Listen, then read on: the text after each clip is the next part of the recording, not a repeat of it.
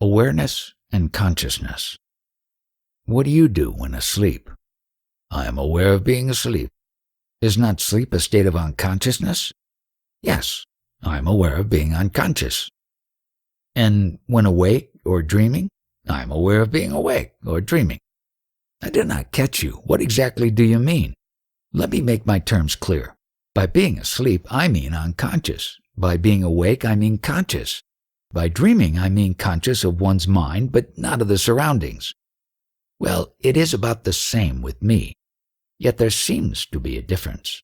In each state you forget the other two, while to me there is but one state of being, including and transcending the three mental states of waking, dreaming, and sleeping.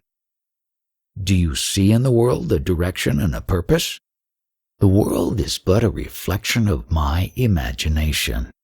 Whatever I want to see, I can see. But why should I invent patterns of creation, evolution, and destruction? I do not need them, and I have no desire to lock up the world in a mental picture. Coming back to sleep, do you dream? Of course. What are your dreams? Echoes of the waking state. And your deep sleep? The brain consciousness is suspended. Are you then unconscious? Unconscious of my surroundings, yes. Not quite unconscious? I remain aware that I am unconscious. You use the words aware and conscious. Are they not the same? Awareness is primordial. It is the original state, beginningless, endless, uncaused, unsupported, without parts, without change. Consciousness is on contact, a reflection against a surface, a state of duality. There can be no consciousness without awareness, but there can be awareness without consciousness as in deep sleep. Awareness is absolute. Consciousness is relative to its content. Consciousness is always of something. Consciousness is partial and changeful. Awareness is total, changeless, calm, and silent. And it is the common matrix of every experience. How does one go beyond consciousness into awareness? Since it is awareness that makes consciousness possible, there is awareness in every state of consciousness. Therefore, the very consciousness of being conscious is already a movement in awareness. Interest in your stream of consciousness takes you to awareness. It is not a new state. It is at once recognized as the original basic existence, which is life itself, and also love and joy. Since reality is all the time with us, what does self-realization consist of? Realization is but the opposite of ignorance. To take the world as real and one's self as unreal is ignorance, the cause of sorrow. To know the self as the only reality and all else is temporal and transient is freedom, peace, and joy. It is all very simple. Instead of seeing these things as imagined, learn to see them as they are. It is like cleansing a mirror. The same mirror that shows you the world as it is will also show you your own face. The thought I am is the polishing cloth. Use it. The person is not reality. Kindly tell us how you realized. I met my guru when I was 34 and realized by 37. What happened? What was the change? Pleasure and pain lost their sway over me. I was free from desire and fear and found myself full, needing nothing. I saw that in the ocean of pure awareness, on the surface of the universal consciousness, the numberless waves of the phenomenal worlds arise and subside, beginninglessly and endlessly. As consciousness, they are all me. As events, they are all mine. There is a mysterious power that looks after them. That power is awareness, self, life, God, whatever name you give it. It is the foundation, the ultimate support of all that is. Just like gold is the basis for all gold jewelry. and it is so intimately ours. Abstract the name and shape from the jewelry and the gold becomes obvious. Be free of name and form and of the desires and fears they create. Then what remains? Nothingness. Yes, the void remains. But the void is full to the brim. It is the eternal potential as consciousness is the eternal actual. By potential, you mean the future. Past, present, future, they are all there, and infinitely more. But since the void is void, it is of little use to us. How can you say so? Without breach in continuity, how can there be rebirth? Can there be renewal without death? Even the darkness of sleep is refreshing and rejuvenating. Without death, we would have been bogged up forever in eternal senility. Is there no such thing as immortality?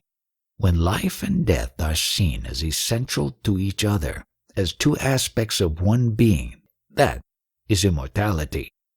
To see the end and the beginning and the end is the intimation of eternity. Definitely, immortality is not continuity. Only the process of change continues. Nothing lasts.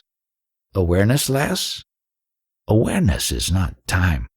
Time exists in consciousness only. Beyond consciousness, where are time and space? Within the field of your consciousness, there is your body also. Of course, but the idea my body as different from other bodies is not there. To me it is a body, not my body, a mind, not my mind. The mind looks after the body all right. I need not interfere. What needs to be done is being done in the normal and natural way. You may not be quite conscious of your physiological functions, but when it comes to thoughts and feelings, desires and fears, you become acutely self-conscious. To me, these two are largely unconscious. I find myself talking to people or doing things quite correctly and appropriately without being very much conscious of them. It looks as if I live my physical waking life automatically, reacting spontaneously and accurately. Does this spontaneous response come as a result of realization or by training? Both.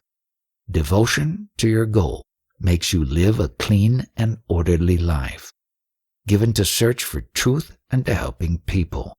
And realization makes noble virtue easy and spontaneous. By removing for good the obstacles in the shape of desires and fears and wrong ideas. Don't you have desires and fears anymore?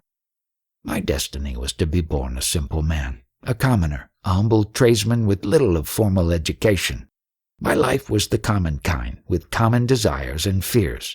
When through my faith in my teacher and obedience to his words, I realized my true being, I left behind my human nature to look after itself until its destiny is exhausted. Occasionally an old reaction, emotional or mental, happens in the mind, but it is at once noticed and discarded. After all, as long as one is burdened with the person, one is exposed to its idiosyncrasies and habits. Are you not afraid of death? I am dead already. In what sense? I am double dead. Not only am I dead to my body, but to my mind too. Well, you do not look dead at all. That's what you say. You seem to know my state better than I do. Sorry, but I do not understand. You say you are bodiless, mindless. Well, I see you very much alive and articulate. A tremendously complex work is going on all the time in your brain and body. Are you conscious of it? Not at all. Yet for an outsider, all seems to be going on intelligently and purposefully. Why not admit that one's entire personal life may sink largely below the threshold of consciousness and yet proceed sanely and smoothly? Is it normal? What is normal? Is your life obsessed by desires and fears, full of strife and struggle, meaningless and joyless, normal? To be acutely conscious of your body, is it normal? To be torn by feelings, tortured by thoughts, is it normal? A healthy body, a healthy mind, live largely unperceived by their owner. Only occasionally, through pain or suffering, they call for attention and insight. Why not extend the same to the entire personal life? One can function rightly, responding well and fully to whatever happens, without having to bring it into the focus of awareness. When self-control becomes second nature, awareness shifts its focus to deeper levels of existence and action. Do you become a robot? What harm is there in making automatic? What is habitual and repetitive? It is automatic anyhow, but when it is chaotic, it causes pain and suffering and calls for attention. The entire purpose of a clean, well-ordered life is to liberate man from the thraldom of chaos and the burden of sorrow. You seem to be in favor of a computerized life. What is wrong with a life which is free from problems? Personality is merely a reflection of the real. Why should not the reflection be true to the original as a matter of course, automatically? Need the person have any designs of his own? The life of which it is an expression will guide it. Once you realize that the person is merely a shadow of the reality, but not reality itself, you cease to fret and worry. You agree to be guided from within, and life becomes a journey into the unknown. The Supreme, the mind, and the body. From what you told us, it appears that you are not quite conscious of your surroundings. To us you seem extremely alert and active. We cannot possibly believe that you are in a kind of hypnotic state, which leaves no memory behind. On the contrary, your memory seems excellent.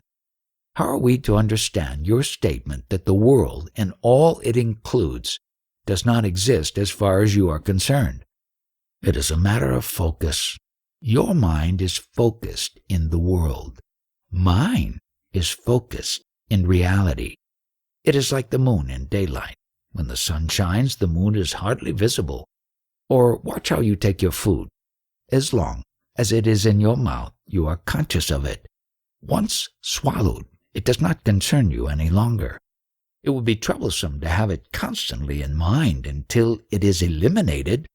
The mind should be normally in abeyance. Incessant activity is a morbid state. The universe works by itself. That I know. What else do I need to know? So a jnani knows what he is doing only when he turns his mind to it. Otherwise he just acts without being concerned? The average man is not conscious of his body as such. He is conscious of his sensations, feelings, and thoughts. Even these, once detachment sets in, move away from the center of consciousness and happen spontaneously and effortlessly. What then is in the center of consciousness? That which cannot be given name and form, for it is without quality and beyond consciousness. You may say it is a point in consciousness, which is beyond consciousness, like a hole in the paper is both in the paper and yet not of the paper. So is the supreme state in the very center of consciousness, yet beyond consciousness. It is as if an opening in the mind, through which the mind is flooded with light. The opening is not even the light, it is just an opening. An opening is just void, absence. Quite so. From the mind's point of view, it is but an opening for the light of awareness to enter the mental space. By itself, the light can only be compared to a solid, dense, rock-like, homogeneous, and changeless mass of pure awareness, free from the mental patterns of name and shape. Is there any connection between the mental space and the supreme abode?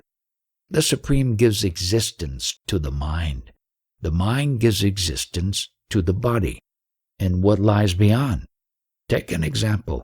A venerable yogi, a master in the art of longevity, himself over 1,000 years old, comes to teach me his art. I fully respect and sincerely admire his achievements. Yet all I can tell him is, of what use is longevity to me? I am beyond time. However long a life may be, it is but a moment and a dream.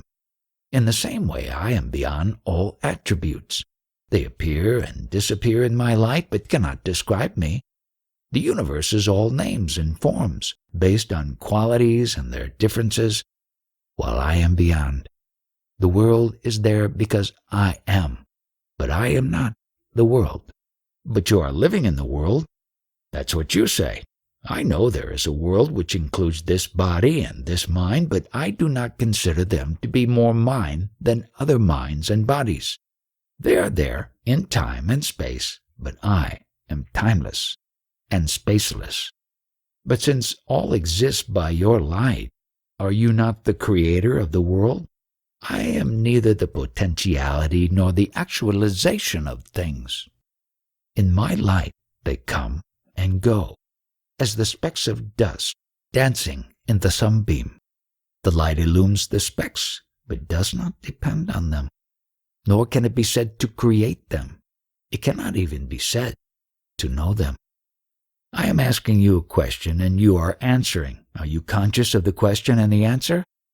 In reality, I am neither hearing nor answering. In the world of events, the question happens, and the answer happens. Nothing happens to me. Everything just happens. And you are the witness. What does witness mean? Mere knowledge. It rained, and now the rain is over. I did not get wet. I know it rained, but I am not affected. I just witnessed the rain. The fully realized man, spontaneously abiding in the supreme state, appears to eat, drink, and so on. Is he aware of it or not? That in which consciousness happens, the universal consciousness or mind, we call the ether of consciousness. All the objects of consciousness form the universe. What is beyond both, supporting both, is the supreme state, a state of utter stillness and silence. Whoever goes there disappears. It is unreachable by words or mind. You may call it God, or Parabrahman, or Supreme Reality, but these are names given by the mind. It is the nameless, contentless, effortless, and spontaneous state, beyond being and not being. But does one remain conscious? As the universe is of the body of the mind, so is consciousness the body of the Supreme. It is not conscious, but it gives rise to consciousness. In my daily action, much goes by habit, automatically. I am aware of the general purpose, but not of each movement in detail. As my consciousness broadens and deepens, detail tends to recede, leaving me free for the general trends. Does not the same happen to the jnani, but more so? On the level of consciousness, yes. In the supreme state, no. This state is entirely one and indivisible, a single, solid block of reality. The only way of knowing is to be it. The mind cannot reach it. To perceive it, it does not need senses. To know it does not need the mind. That is how God runs the world. God is not running the world. Then who is doing it? Nobody. All happens by itself. You are asking the question, and you are supplying the answer. And you know the answer when you ask the question. All is a play and consciousness. All divisions are illusory. You can know the false only. The true, you must yourself be. There is the witnessed consciousness, and there is the witnessing consciousness. Is the second the supreme? There are the two, the person and the witness, the observer. When you see them as one and go beyond, you are in the supreme state. It is not perceivable, because it is what makes perception possible. It is beyond being and not being. It is neither the mirror nor the image in the mirror. It is what is, the timeless reality, unbelievably hard and solid. The jnani, is he the witness or the supreme? He is the supreme, of course, but he can also be viewed as the universal witness. But he remains a person? When you believe yourself to be a person, you see persons everywhere. In reality, there are no persons, only threads of memories and habits. At the moment of realization, the person ceases. Identity remains, but identity is not a person. It is inherent in the reality itself. The person has no being in itself. It is a reflection in the mind of the witness, the I am, which again is a mode of being. Is the Supreme conscious? Neither conscious nor unconscious. I am telling you from experience. Pragnanam Brahma. What is this prajna? It is the unself-conscious knowledge of life itself. Is it vitality, the energy of life, livingness? Energy comes first, for everything is a form of energy. Consciousness is most differentiated in the waking state, less so in dream, still less in sleep, homogeneous in the fourth state. Beyond is the inexpressible monolithic reality, the abode of the yoni. I have cut my hand, it healed. By what power did it heal? By the power of life. What is that power? It is consciousness. All is consciousness. What is the source of consciousness? Consciousness itself is the source of everything. Can there be life without consciousness? No, nor consciousness without life. They are both one, but in reality only the ultimate is. The rest is a matter of name and form, and as long as you cling to the idea that only what has name and shape exists, the Supreme will appear to you non-existing. When you understand that names and shapes are hollow shells without any content whatsoever, and what is real is nameless and formless, pure energy of life and light of consciousness, you will be at peace, immersed in the deep silence of reality. If time and space are mere illusions and you are beyond, please tell me, what is the weather in New York? Is it hot or raining there? How can I tell you? Such things need special training. Or just traveling to New York, I may be quite certain that I am beyond time and space and yet unable to locate myself at will at some point of time and space. I am not interested enough. I see no purpose in undergoing a special yogic training. I have just heard of New York. To me it is a word. Why should I know more than the word conveys? Every atom may be a universe as complex as ours. Must I know them all? I can, if I train. In putting the question about the weather in New York, where did I make the mistake? The world and the mind are states of being. The Supreme is not a state. It pervades all states, but it is not a state of something else. It is entirely uncaused, independent, complete in itself, beyond time and space, mind and matter. By what sign do you recognize it? That's the point, that it leaves no traces. There is nothing to recognize it by. It must be seen directly by giving up all search for signs and approaches. When all names and forms have been given up, the real is with you. You need not seek it. Plurality and diversity are the play of the mind only. Reality is one. If reality leaves no evidence, there is no speaking about it. It is. It cannot be denied. It is deep and dark, mysterious, mystery beyond mystery. But it is, while all else merely happens. Is it the unknown? It is beyond both the known and the unknown. But I would rather call it the known than the unknown. For whenever something is known, it is the real that is known. Is silence an attribute of the real? This too is of the mind.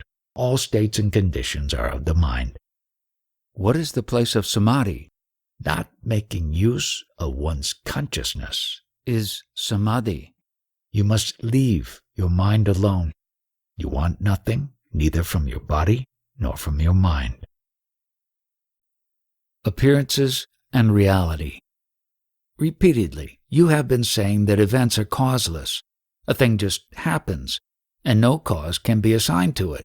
Surely everything has a cause, or several causes. How am I to understand the causelessness of things?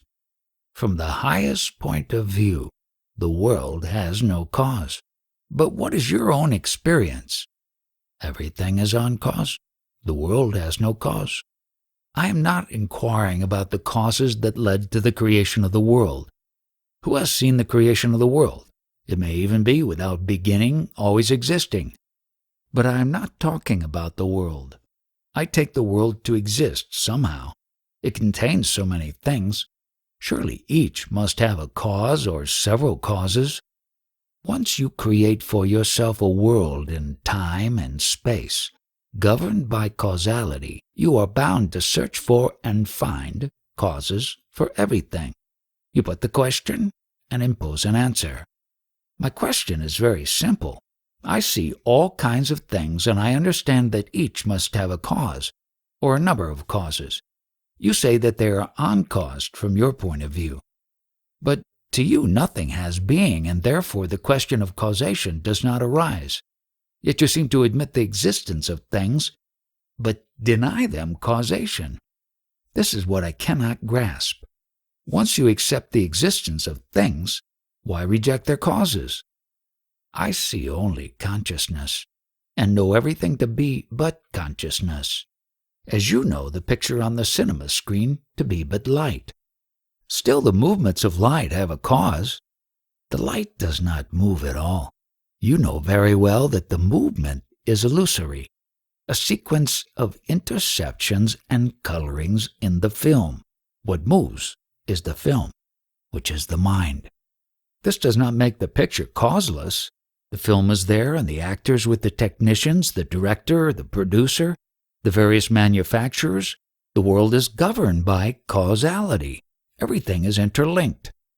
Of course, everything is interlinked, and therefore everything has numberless causes. The entire universe contributes to the least thing. A thing is as it is because the world is as it is.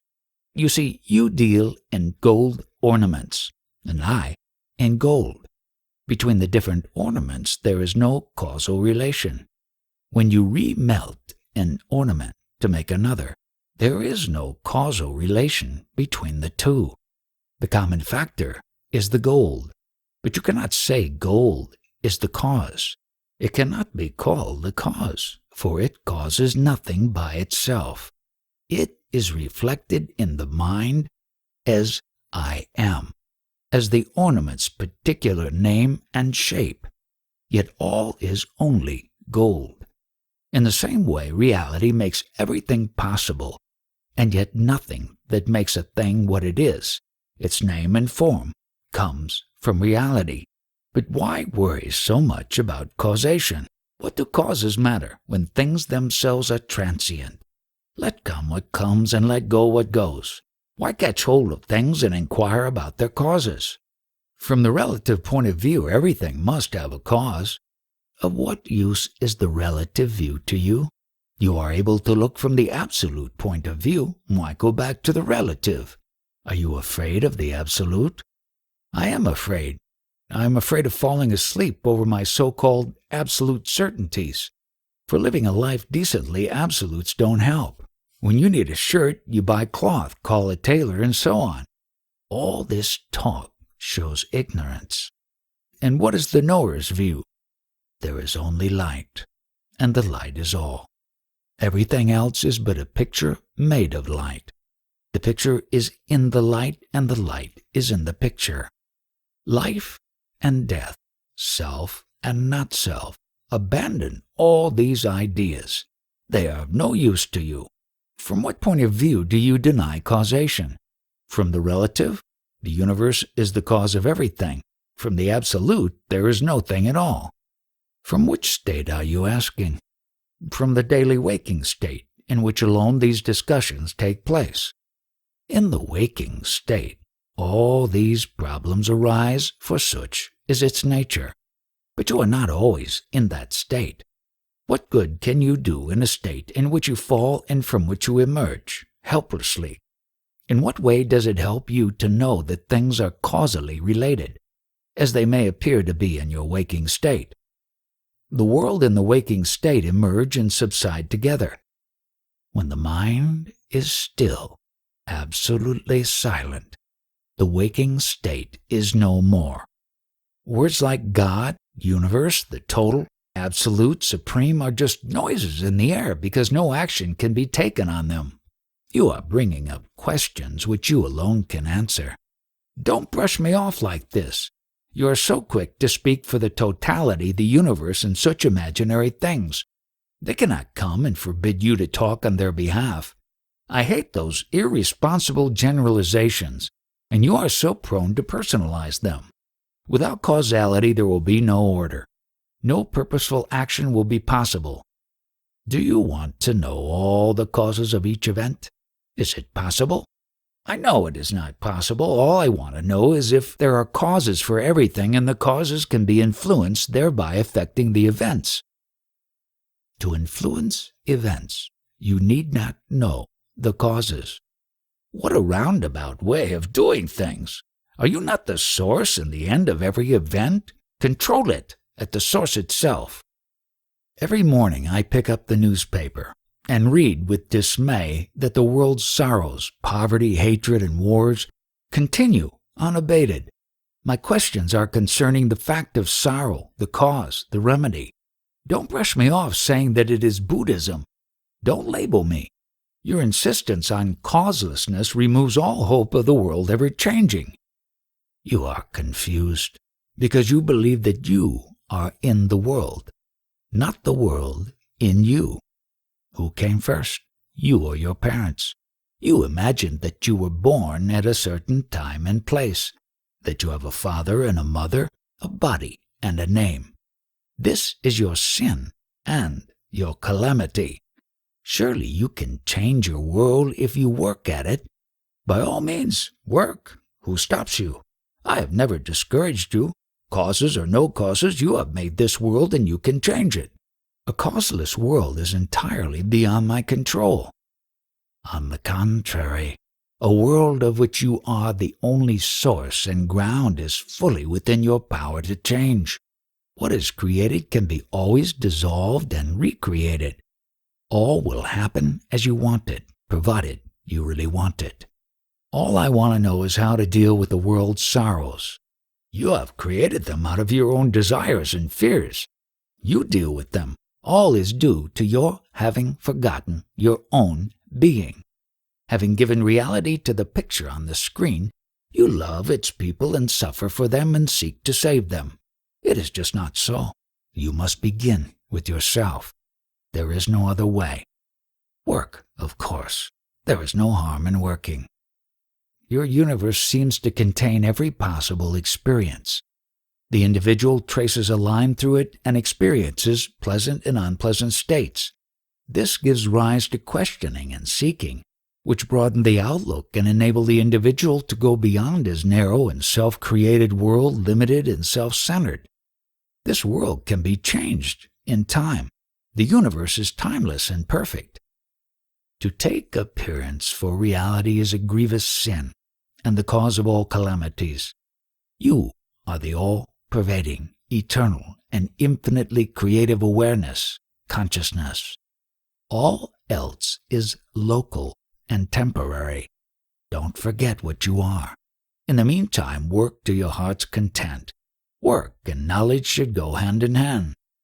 My own feeling is that my spiritual development is not in my hands. Making one's own plans and carrying them out leads nowhere. I just run in circles round myself. When God considers the fruit to be ripe, he will pluck it and eat it. Whichever fruit seems green to him will remain on the world's tree for another day. You think God knows you? Even the world he does not know.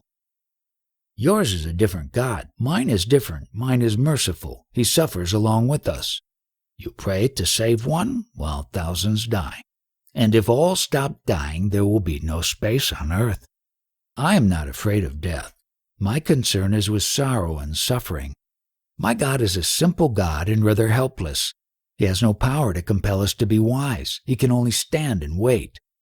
If you and your God are both helpless, does it not imply that the world is accidental? And if it is, the only thing you can do is to go beyond it. The Yoni. Without God's power, nothing can be done. Even you would not be sitting here and talking to us without him. All is his doing, no doubt. What is it to me, since I want nothing? What can God give me or take away from me?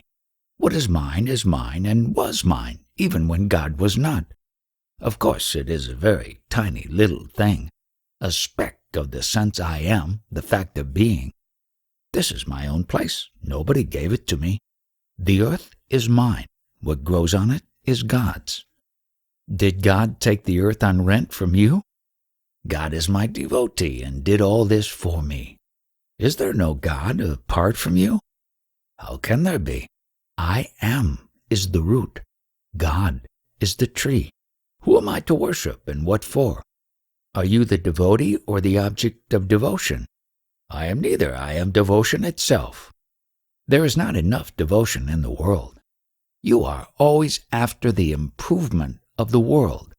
Do you really believe that the world is waiting for you to be saved? I just do not know how much I can do for the world. All I can do is to try. Is there anything else you would like me to do? Without you, is there a world? You know all about the world. But about yourself, you know nothing. You yourself are the tools of your work. You have no other tools. Why don't you take care of the tools before you think of the work? I can wait while the world cannot. By not inquiring, you keep the world waiting. Waiting for what? For somebody who can save it. God runs the world, God will save it. That's what you say. Did God come and tell you that the world is His creation and concern and not yours? Why should it be my sole concern? Consider, the world in which you live, who else knows about it? You know, everybody knows. Did anybody come from outside of your world to tell you? Myself and everybody else appear and disappear in your world. We are all at your mercy. It cannot be so bad. I exist in your world as you exist in mine. You have no evidence of my world. You are completely wrapped up in the world of your own making. I see, completely, but hopelessly? Within the prison of your world appears a man who tells you that the world of painful contradictions which you have created is neither continuous nor permanent and is based on a misapprehension. He pleads with you to get out of it by the same way by which you got into it. You got into it by forgetting what you are, and you will get out of it by knowing yourself as you are. In what way does it affect the world? When you are free of the world, you can do something about it. As long as you are a prisoner of it, you are helpless to change it. On the contrary, whatever you do will aggravate the situation. Righteousness will set me free. Righteousness will undoubtedly make you and your world a comfortable, even happy place. But what is the use? There is no reality in it. It cannot last. God will help. To help you, God must know your existence. But you and your world are dream states. In dream, you may suffer agonies. None knows them, and none can help you. So all my questions, my search and study, are of no use? These are but the stirrings of a man who is tired of sleeping. They are not the causes of awakening, but its early signs. But you must not ask idle questions to which you already know the answers. How am I to get a true answer? By asking a true question, non-verbally, but by daring to live according to your lights. A man willing to die for truth will get it. Another question. There is the person. There is the knower of the person. There is the witness. Are the knower and the witness the same, or are they separate states? The knower and the witness are two or one. When the knower is seen as separate from the known, the witness stands alone. When the known and the knower are seen as one, the witness becomes one with them. Who is the Jnani, the witness or the Supreme? The Jnani is the Supreme and also the witness. He is both being and awareness. In relation to consciousness, he is awareness. In relation to the universe, he is pure being. And what about the person? What comes first, the person or the knower? The person is a very small thing. Actually, it is a composite. It cannot be said to exist by itself. Unperceived, it is just not there. It is but a shadow of the mind, the sum total of memories. Pure being is reflected in the mirror of the mind as knowing. What is known takes the shape of a person based on memory and habit. It is but a shadow or a projection of the knower onto the screen of the mind. The mirror is there, the reflection is there, but where is the sun? The Supreme is the sun. It must be conscious. It is neither conscious nor unconscious. Don't think of it in terms of consciousness or unconsciousness. It is the life which contains both and is beyond both. Life is so intelligent, how can it be unconscious? You talk of the unconscious when there is a lapse in memory. In reality, there is only consciousness. All life is conscious, all consciousness alive. Even stones?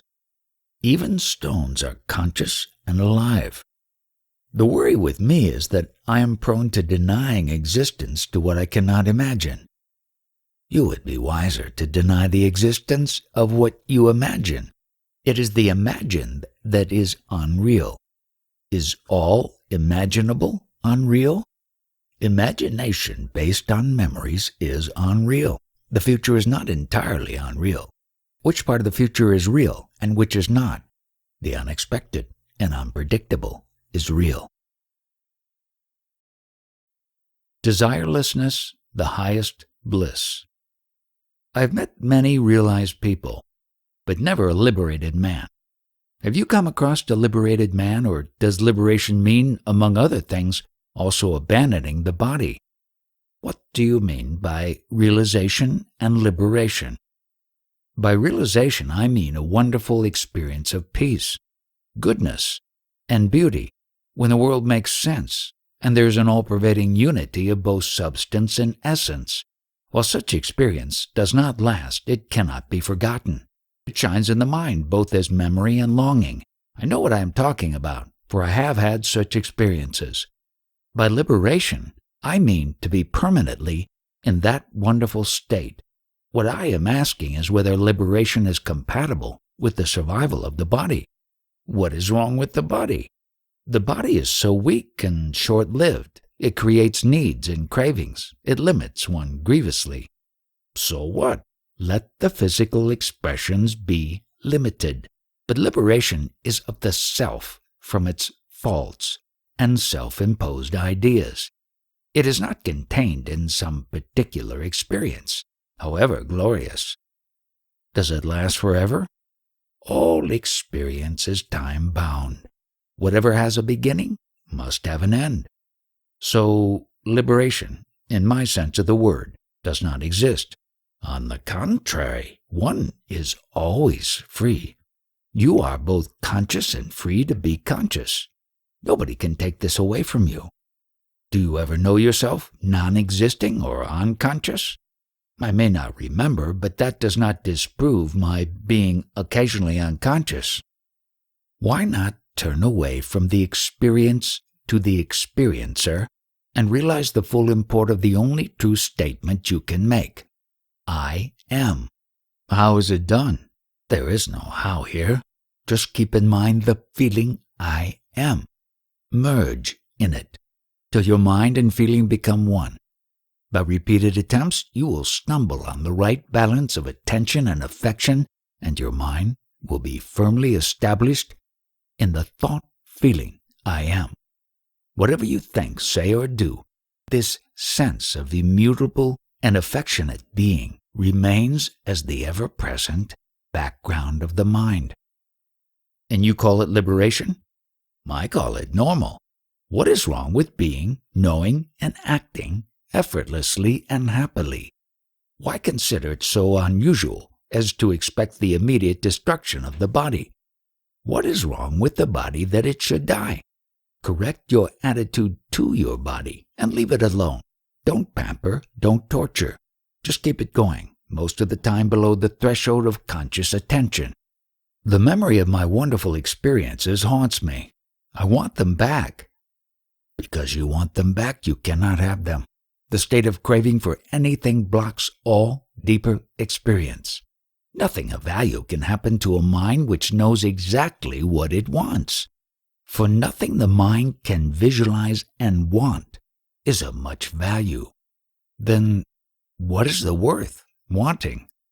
Want the best, the highest happiness, the greatest freedom. Desirelessness is the highest bliss. Freedom from desire is not the freedom I want. I want the freedom to fulfill my longings. You are free to fulfill your longings. As a matter of fact, you are doing nothing else. I try, but there are obstacles which leave me frustrated. Overcome them. I cannot, I'm too weak. What makes you weak? What is weakness? Others fulfill their desires. Why don't you? I must be lacking energy. What happened to your energy? Where did it go? Did you not scatter it over so many contradictory desires and pursuits? You don't have an infinite supply of energy. Why not? Your aims are small and low. They do not call for more.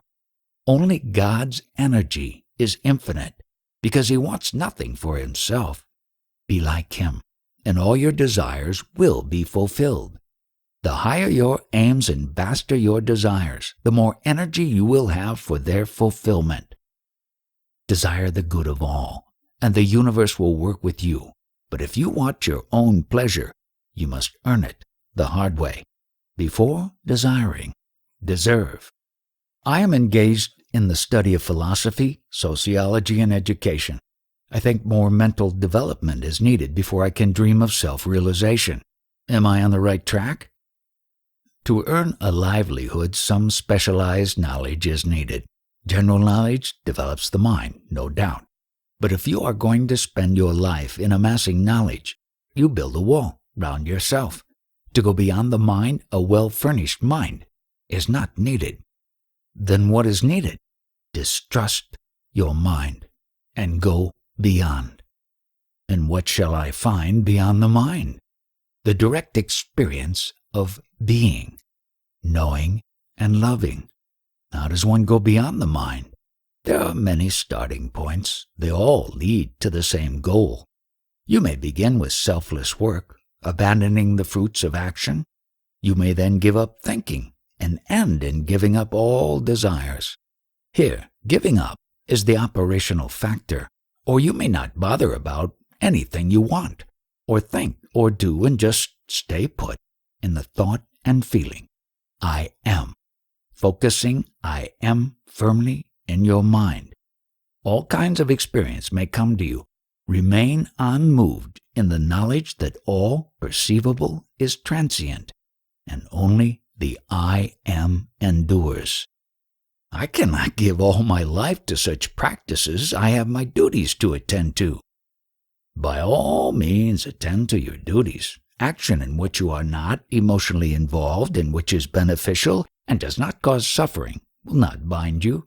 You may be engaged in several directions and work with enormous zest, yet remain inwardly free and quiet, with a mirror-like mind which reflects all without being affected. Is such a state realizable? I would not talk about it if it were not. Why should I engage in fancies? Everybody quotes scriptures. Those who know only scriptures know nothing. To know is to be. I know what I am talking about. It is not from reading or hearsay. I am studying Sanskrit under a professor, but really I am only reading scriptures. I am in search of self-realization, and I came to get the needed guidance. Kindly tell me what I am to do. Since you have read scriptures, why do you ask me? The scriptures show the general directions, but the individual needs personal instructions. Your own self is your ultimate teacher, Satguru. The outer teacher, Guru, is merely a milestone. It is only your inner teacher that will walk with you to the goal, for he is the goal. The inner teacher is not easily reached. Since he is in you and with you, the difficulty cannot be serious. Look within, and you will find him. When I look within, I find sensations and perceptions, thoughts and feelings, desires and fears, memories and expectations.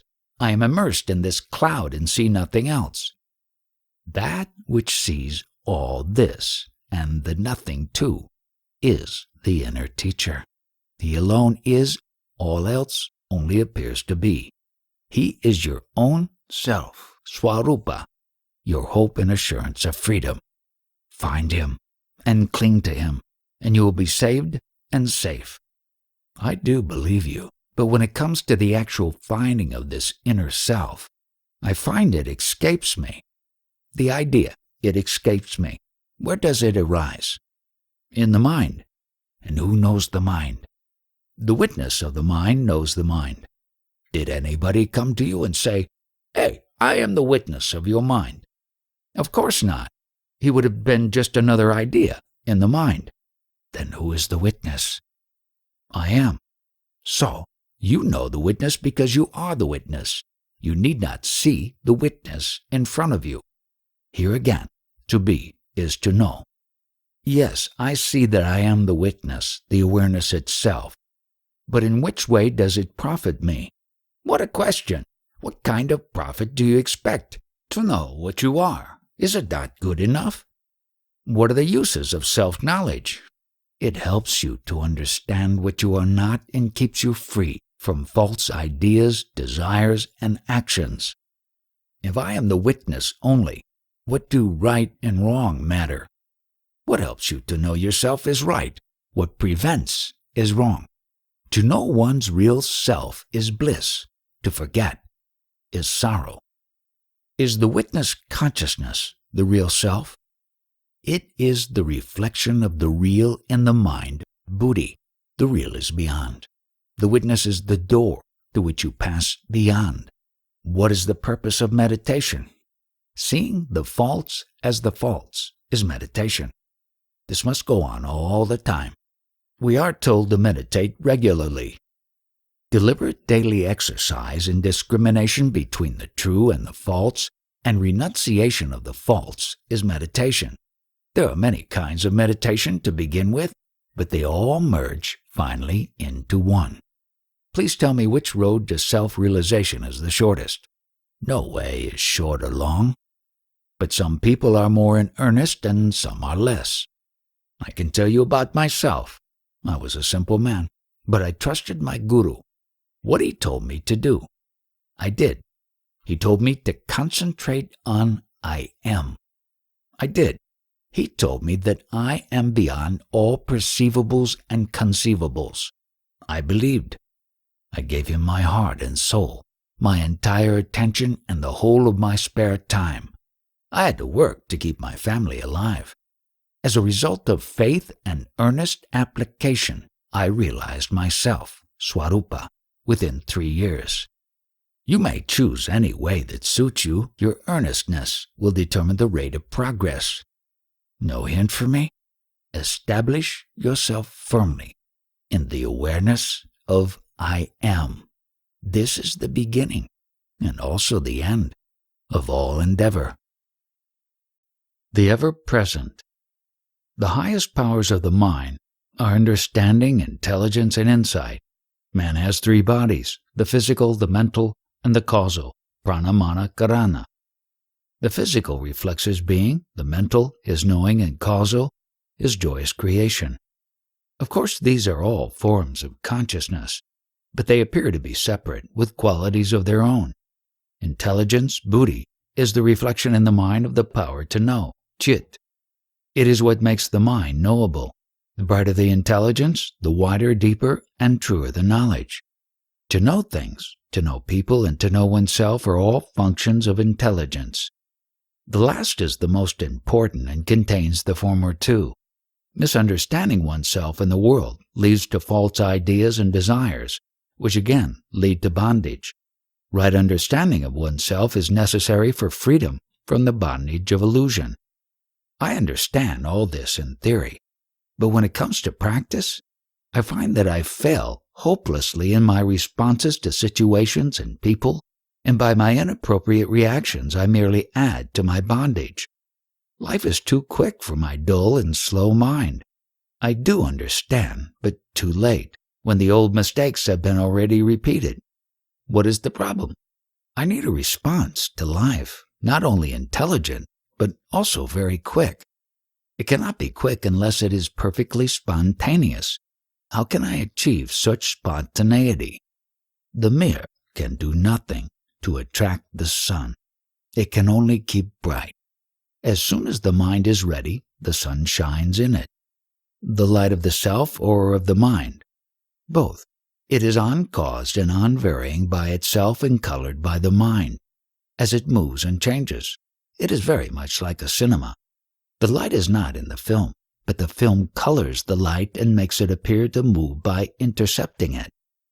Are you now in a perfect state?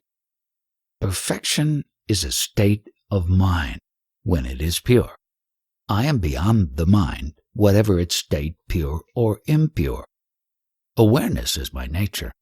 Ultimately, I am beyond being and non-being. Will meditation help me to reach your state? Meditation will help you to find your bonds, loosen them, untie them, and cast your moorings. When you are no longer attached to anything, you have done your share. The rest will be done for you. By whom? By the same power that brought you so far, that prompted your heart to desire truth and your mind to seek it. It is the same power that keeps you alive. You may call it life or the supreme. The same power kills me in due course. Were you not present at your birth? Will you not be present at your death? Find him who is always present, and your problem of spontaneous and perfect response will be solved. Realization of the eternal and an effortless adequate response to ever-changing temporary event are two different and separate questions. You seem to roll them into one. What makes you do so? To realize the eternal is to become the eternal, the whole, the universe, with all it contains. Every event is the effect and the expression of the whole and is in fundamental harmony with the whole. All response from the whole must be right, effortless, and instantaneous. It cannot be otherwise if it is right. Delayed response is wrong response. Thought, feeling, and action must be one and simultaneous with the situation that calls for them. How does it come? I told you already. Find him who was present at your birth and will witness your death. My father and mother? Yes, your father, mother, the source from which you came. To solve a problem, you must trace it to its source. Only in the dissolution of the problem and the universal solvents of inquiry and dispassion can its right solution be found. To know what you are, find what you are not. Your way of describing the universe as consisting of matter, mind, and spirit is one of the many.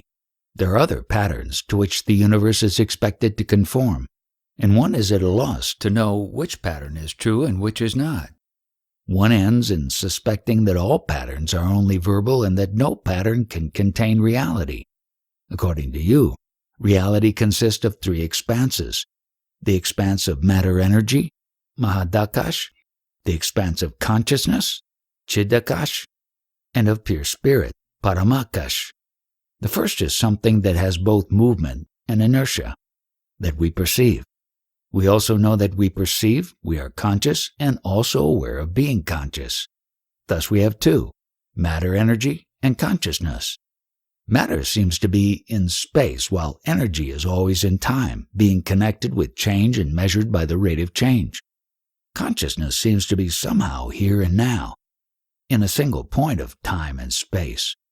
But you seem to suggest that consciousness too is universal, which makes it timeless, spaceless, and impersonal. I can somehow understand that there is no contradiction between the timeless and spaceless and the here and now, but impersonal consciousness I cannot fathom. To me, consciousness is always focused, centered, individualized, a person. You seem to say there can be perceiving without a perceiver, knowing without a knower, loving without a lover, acting without an actor. I feel that the trinity of knowing, knower, and known can be seen in every movement of life. Consciousness implies a conscious being, an object of consciousness, and the fact of being conscious. That which is conscious I call a person. A person lives in the world, is a part of it, affects it, and is affected by it. Why don't you inquire how real are the world and the person? Oh no, I need not inquire. Enough if the person is not less real than the world in which the person exists. Then what is the question? Are persons real and universals conceptual? Or are universals real and persons imaginary? Neither are real. Surely I am real enough to merit your reply, and I am a person. Not when asleep. Submergence is not absence, even though asleep I am. To be a person, you must be self-conscious. Are you so always? Not when I sleep, of course, nor when I am in a swoon or drugged. During your waking hours, are you continually self-conscious? No, sometimes I am absent-minded or just absorbed. Are you a person during the gaps in self-consciousness? Of course I am the same person throughout. I remember myself as I was yesterday and yesteryear. Definitely, I am the same person. So, to be a person, you need memory. Of course, and without memory, what are you? Incomplete memory entails incomplete personality. Without memory, I cannot exist as a person. Surely you can exist without memory. You do so in sleep, only in the sense of remaining alive, not as a person. Since you admit that as a person you have only intermittent existence, can you tell me what you are in the intervals in between experiencing yourself as a person? I am, but not as a person. Since I am not conscious of myself in the intervals, I can only say that I exist, but not as a person. Shall we call it impersonal existence? I would call it rather unconscious existence. I am, but I do not know that I am. You have said just now, I am, but I do not know that I am. Could you possibly say it about your being in an unconscious state? No, I could not. You can only describe it in the past tense. I did not know. I was unconscious, in the sense of not remembering. Having been unconscious, how could I remember and what? Were you really unconscious, or you just do not remember? How am I to make out? Consider, do you remember every second of yesterday? Of course not. Were you then unconscious? Of course not. So, you are conscious, and yet you do not remember. Yes. Maybe you were conscious in sleep and just do not remember. No, I was not conscious. I was asleep. I did not behave like a conscious person. Again, how do you know? I was told so by those who saw me asleep. All they can testify to is that they saw you lying quietly with closed eyes and breathing regularly. They could not make out whether you were conscious or not. Your only proof is your own memory. A very uncertain proof it is. Yes, I admit that on my own terms I am a person only during my waking hours. What I am in between, I do not know. At least you know that you do not know, since you pretend not to be conscious in the intervals between the waking hours. Leave the intervals alone. Let us consider the waking hours only. I am the same person in my dreams. Agreed. Let us consider them together, waking and dreaming. The difference is merely in continuity. Were your dreams consistently continuous, bringing back night after night the same surroundings and the same people, you would be at a loss to know which is the waking and which is the dream. Henceforward, when we talk of the waking state, we shall include the dream state too. Agreed. I am a person in a conscious relation with the world. Are the world and the conscious relation with it essential to your being a person? Even immersed in a cave, I remain a person. It implies a body and a cave, and a world in which they can exist. Yes, I can see. The world and the consciousness of the world are essential to my existence as a person. This makes the person a part and parcel of the world, or vice versa. The two are one. Consciousness stands alone. The person and the world appear in consciousness. You said appear. Could you add disappear? No, I cannot. I can only be aware of my and my world's appearance. As a person, I cannot say the world is not. Without a world, I would not be there to say it, because there is a world. I am there to say there is a world. Maybe it is the other way around. Because of you, there is a world. To me, such statement appears meaningless. Its meaninglessness may disappear on investigation. Where do we begin? All I know is that whatever depends is not real. The real is truly independent, since the existence of the person depends on the existence of the world, and it is circumscribed and defined by the world. It cannot be real. It cannot be a dream, surely. Even a dream has existence when it is cognized and enjoyed or endured. Whatever you think and feel has being, but it may not be what you take it to be. What you think to be a person may be something quite different. I am what I know myself to be. You cannot possibly say that you are what you think yourself to be. Your ideas about yourself change from day to day and from moment to moment. Your self-image is the most changeful thing you have. It is utterly vulnerable, at the mercy of a passerby.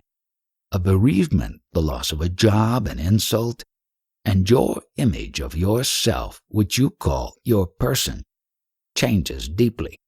To know what you are, you must first investigate and know what you are not. And to know what you are not, you must watch yourself carefully, rejecting all that does not necessarily go with the basic fact, I am. The ideas, I am born at a given place, at a given time, from my parents, and now I am so-and-so, living at, married to, father of, employed by, and so on, are not inherent in the sense I am. Our usual attitude is of I am this. Separate consistently and perseveringly the I am from this or that, and try to feel what it means to be, just to be, without being this or that. All our habits go against it, and the task of fighting them is long and hard sometimes, but clear understanding helps a lot. The clearer you understand that on the level of the mind you can be described in negative terms only, the quicker you will come to the end of your search and realize your limitless being. Reality lies in objectivity. I am a painter, and I earn by painting pictures. Has it any value from the spiritual point of view? When you paint, what do you think about? When I paint, there is only the painting and myself. What are you doing there? I paint. No, you don't. You see the painting going on. You are watching only. All else happens. The picture is painting itself, or is there some deeper me or some God who is painting? Consciousness itself is the greatest painter. The entire world is a picture. Who painted the picture of the world? The painter is in the picture. The picture is in the mind of the painter, and the painter is in the picture, which is in the mind of the painter who is in the picture. Is not this infinity of states and dimensions absurd? The moment we talk of picture in the mind, which itself is in the picture, we come to an endless succession of witnesses, the higher witness witnessing the lower. It is like standing between two mirrors and wondering at the crowd. Quite right. You alone and the double mirror are there. Between the two, your forms and names are numberless. How do you look at the world? I see a painter painting a picture. The picture I call the world, the painter I call God. I am neither. I do not create, nor am I created. I contain all. Nothing contains me. When I see a tree, a face, a sunset, the picture is perfect. When I close my eyes, the image in my mind is faint and hazy. If it is my mind that projects the picture, why need I open my eyes to see a lovely flower, and with eyes closed I see it vaguely? It is because your outer eyes are better than your inner eyes. Your mind is all turned outward. As you learn to watch your mental world, you will find it even more colorful and perfect than what the body can provide. Of course you will need some training. But why argue? You imagine that the picture must come from the painter who actually painted it. All the time you look for origins and causes. Causality is in the mind only. Memory gives the illusion of continuity, and repetitiveness creates the idea of causality. When things repeatedly happen together, we tend to see a causal link between them. It creates a mental habit, but a habit is not a necessity. You have just said that the world is made by God. Remember that language is an instrument of the mind. It is made by the mind for the mind. Once you admit a cause, then God is the ultimate cause and the world the effect. They are different, but not separate. People talk of seeing God. When you see the world, you see God. There is no seeing God apart from the world. Beyond the world, to see God is to be God. The light by which you see the world, which is God, is the tiny little spark I am. Apparently so small, yet the first and last in every act of knowing and loving. Must I see the world to see God? How else? No world, no God. What remains? You remain as pure being. And what becomes of the world and of God? Pure being, avyakta. Is it the same as the great expanse, paramakash? You may call it so. Words do not matter, for they do not reach it. They turn back in utter negation. How can I see the world as God? What does it mean to see the world as God? It is like entering a dark room. You see nothing. You may touch, but you do not see. No colors, no outlines. The windows open and the room is flooded with light. Colors and shapes come into being. The window is the giver of light, but not the source of it. The sun is the source. Similarly, matter is like the dark room. Consciousness, the window, flooding matter with sensations and perceptions, and the Supreme is the sun, the source both of matter and of light. The window may be closed or open. The sun shines all the time. It makes all the difference to the room, but none to the sun. Yet all this is secondary to the tiny little thing which is the I am. Without the I am, there is nothing. All knowledge is about the I am. False ideas about this I am lead to bondage. Right knowledge leads to freedom and happiness. Is I am and there is the same? I am denotes the inner. There is the outer. Both are based on the sense of being. Is it the same as the experience of existence? To exist means to be something, a thing, a feeling, a thought, an idea. All existence is particular. Only being is universal, in the sense that every being is compatible with every other being. Existences clash, being never. Existence means becoming, change, birth and birth again, while in being there is silent peace. If I create the world, why have I made it bad? Everyone lives in his own world. Not all worlds are equally good or bad. What determines the difference? The mind that projects the world colors it its own way. When you meet a man, he is a stranger. When you marry him, he becomes your own self. When you quarrel, he becomes your enemy. It is your mind's attitude that determines what he is to you. I can see that my world is subjective. Does it make it also illusory? It is illusory as long as it is subjective, and to that extent only. Reality lies in objectivity. What does objectivity mean? You said the world is subjective, and now you talk of objectivity. Is not everything subjective? Everything is subjective, but the real is objective. In what sense? It does not depend on memories and expectations, desires and fears, likes and dislikes. All is seen as it is. Is that what you call the fourth state, turiya? Call it as you like. It is solid, steady, changeless, beginningless, and endless. Ever new, ever fresh. How is it reached? Desirelessness and fearlessness will take you there. The Supreme is beyond all. You say reality is one. Oneness, unity, is the attribute of the person. Is then reality a person, with the universe as its body? Whatever you may say will be both true and false. Words do not reach beyond the mind.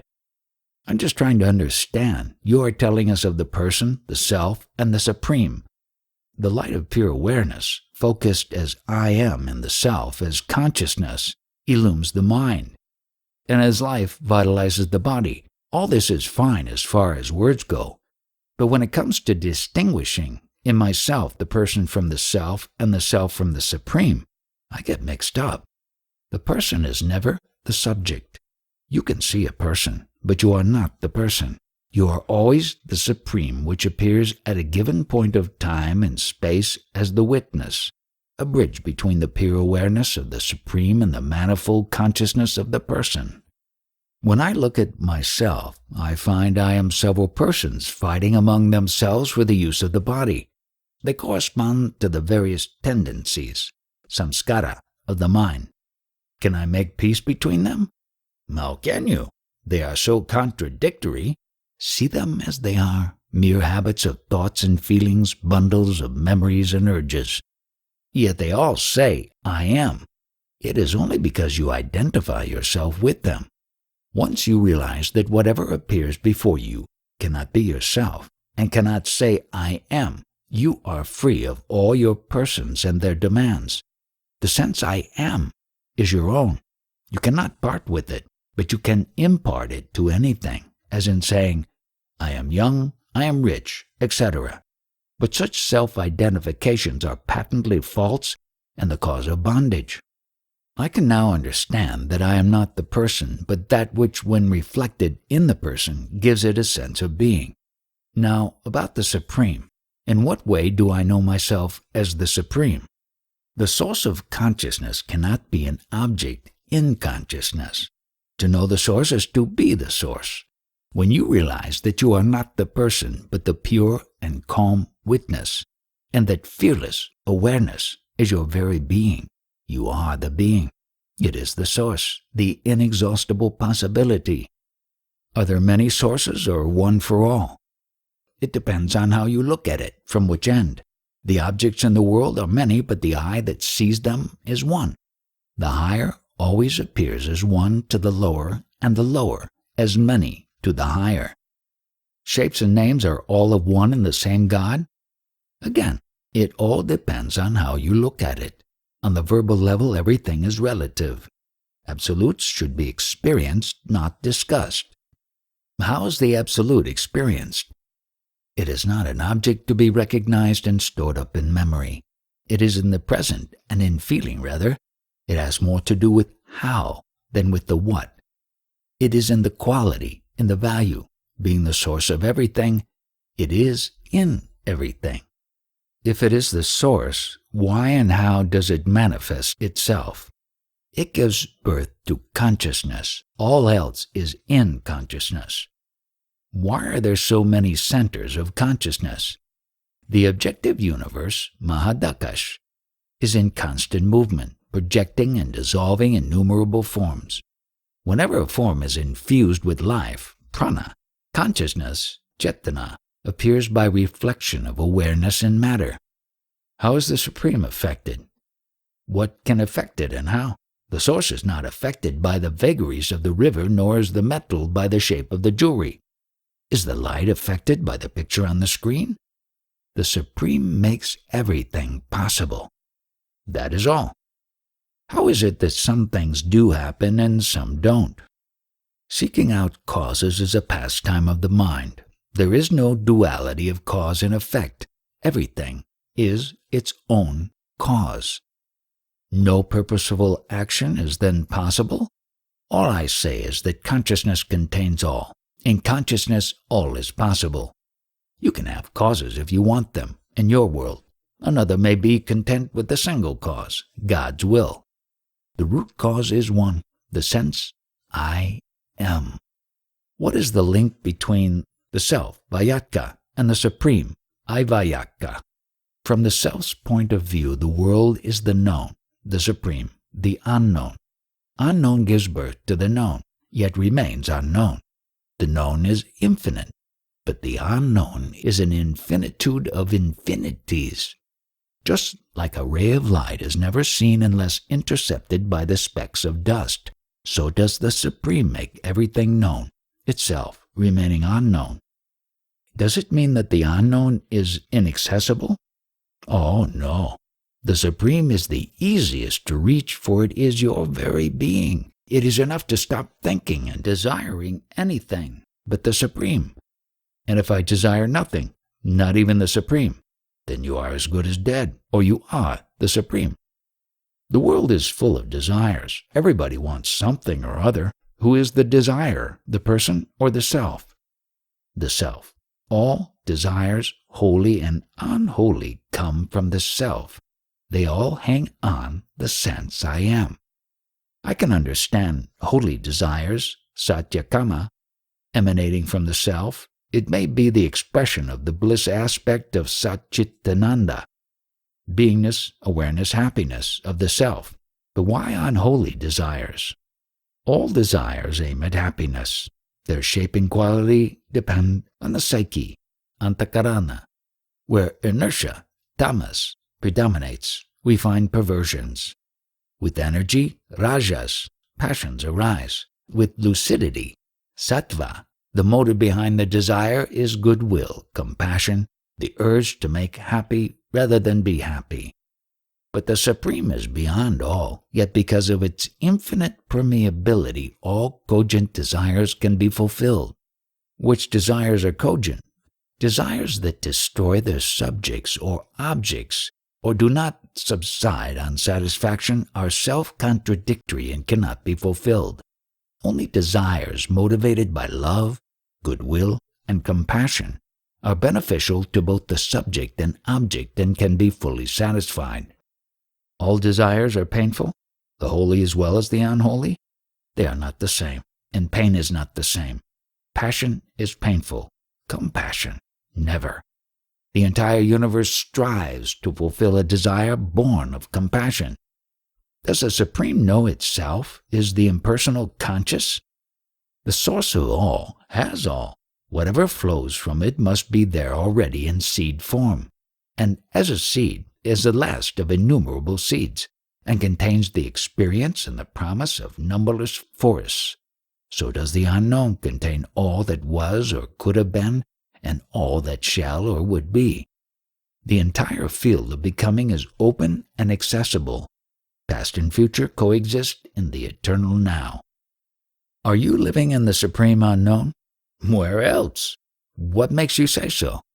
No desire ever arises in my mind. Are you then unconscious? Of course not. I am fully conscious, but since no desire or fear enters my mind, there is perfect silence. Who knows the silence? Silence knows itself. It is the silence of the silent mind, when passions and desires are silenced. Do you experience desires occasionally? Desires are just waves in the mind. You know a wave when you see one. A desire is just a thing among many. I feel no urge to satisfy it, no action needs to be taken. Freedom from desire means this: the compulsion to satisfy is absent. Why do desires arise at all?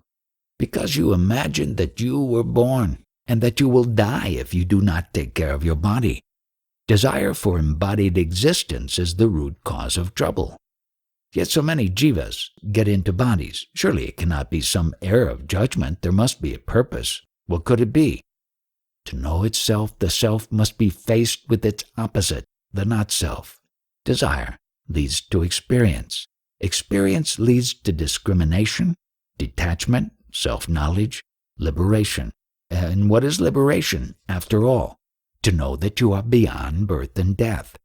By forgetting who you are and imagining yourself a mortal creature, you created so much trouble for yourself that you have to wake up, like from a bad dream.